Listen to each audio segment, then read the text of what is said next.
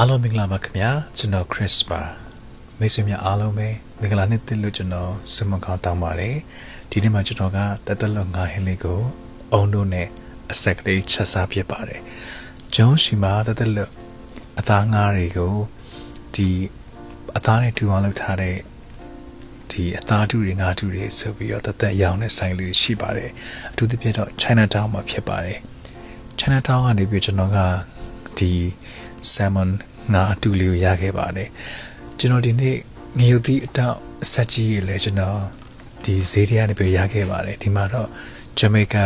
pepper လို့ခေါ်တာပေါ့နော်သူဆက်တဲ့ပုံစံကကျွန်တော်တို့မြန်မာပြည်ငရုတ်ပွားကြီးဆက်တဲ့ပုံစံအတိုင်းပဲတော်တော်လေးကိုဆက်ပါတယ်စီတက်တော့ကျွန်တော်တို့ထုံးစံတိုင်းပဲကျွတ်တော်လေးမများနဲ့စီတက်တယ်ကျွန်တော်ကအနည်းများများချိုက်လို့ခင်းချင်းသီးများများပို့ထည့်တယ်ငရုတ်သီးရောင်မုံတစုံစနမစွန်တော်တော့ထည့်ပြီးစီတက်တယ်ရေနဲ့ငယ်ထည့်ပြီးတော့ကျွန်တော်ခင်းချင်းသီးလေးကြေဝါးထိတဲပါမယ်ပြီးပြီဆိုကျွန်တော်ကတသက်လို့ငါတူလေးထည့်ပါမယ်တသက်လို့ငါသူကစွိုင်းကနေပြီးလောက်ထားမို့လို့အရန်ကြီးအကြာကြီးချက်စရာမလိုပါဘူး3မိနစ်ကနေ9မိနစ်လောက်ချက်လိုက်ရပါပြီကျွန်တော်က Jamaica pepper ရုပ်သီးအတောက်အဆက်ကြီးကိုထည့်ပါတယ်